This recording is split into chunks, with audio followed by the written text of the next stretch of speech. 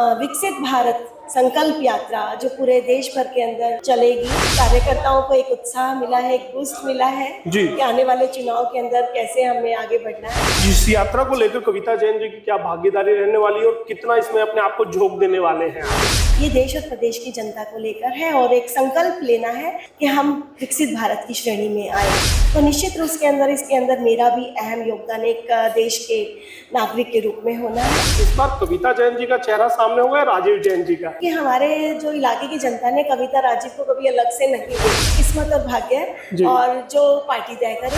और 2009 के अंदर बीजेपी के केवल 4 विधायक थे। एक चेहरा रातों रात सोनीपत की जनता को नया मिला था।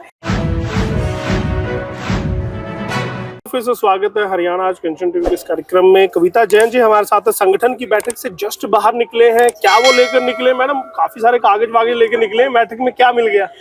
देखिए, निश्चित रूप से बैठक में खजाना तो मिला ही है जी कि कार्यकर्ताओं को एक उत्साह मिला है, एक बूस्ट मिला है जी कि आने वाले चुनाव के अंदर कैसे हमें आगे बढ़ना है।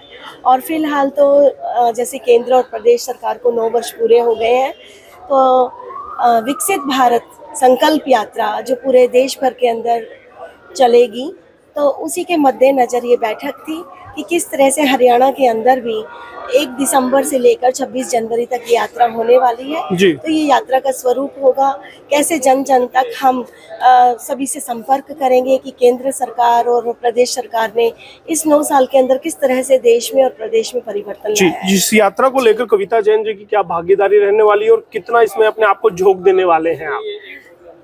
देखिए, क्योंकि ये जो यात्रा है ये किसी पार्टी को लेकर नहीं है, ये देश और प्रदेश की जनता को लेकर है और एक संकल्प लेना है कि आने वाले 2047 तक जब हम 100 वर्ष पूरे कर लेंगे आज़ादी के, कि हम विकसित भारत की श्रेणी में आए।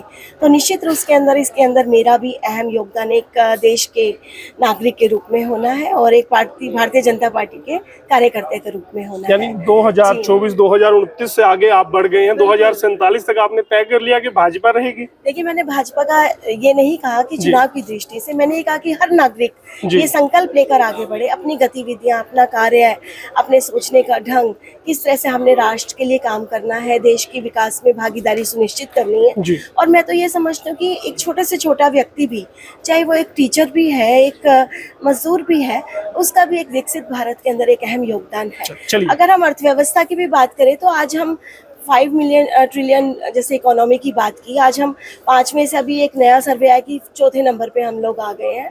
तो कहीं ना कहीं विकसित भारत की श्रेणी में आज हम नहीं है। तो ये बहुत अहम कदम है जो हमारे देश के प्रधानमंत्री ने एक संकल्प लिया है देश की जनता के साथ। 24 की बात कर लेते हैं मैडम। 2024 में किस तरह से जोरदार वापसी कविता जैन करने वाली है? देखिए, वापसी तो ये जनता जनार्दन अपना आशीर्वाद देती है और जहाँ तक जनता के बीच में रहने की बात है, हम हमेशा जनता के बीच में रहते हैं। जनता की कठिनाइयों को दूर करना, उनके बीच में रहना, उनके सुख दुख में रहना, और यही मैं समझती हूँ कि जो लोगों से जुड़ना, यानी कि लोगों के वोट के रूप में उसको कन्वर्ट करते हैं। इस लोग एक और सवाल बड़ा है, जब हम जाते हैं जनता के बीच तो वो एक सवाल पूछते हैं कि इस बार कविता जैन जी का चेहरा सामने होगा या राजीव जैन जी का? देखिए, मैं समझती हूँ कि हमारे जो इलाके की जनता ने कविता राजीव को कभी अलग से नहीं देखा जी। क्योंकि मैं इसका आपको उदाहरण देती हूँ। 2009 के अंदर टिकट जैन साहब की आई थी और मैं वो दिन नहीं भूल सकती क्योंकि 25 सितंबर का दिन नॉमिनेशन का लास्ट डे था और 24 तारीख की सुबह सड़कों पर राजीव जैन जी की जगह कविता जैन का की चेहरा था। इस बार भी कुछ अजूबा हो सकता है? तो अजूबा ये कहते हैं कि किस्मत और भाग्य और जो पार्टी तय करे, और जनता हमें हमेशा उस समय भी हम एक नया चेहरा थी, मैं बिल्कुल। और 2009 के अंदर बीजेपी के केवल 4 विधायक थे। एक चेहरा रातों रात सोनीपत की जनता को नया मिला था, लेकिन जनता ने उसका वेलकम किया राजीव जैन के रूप में।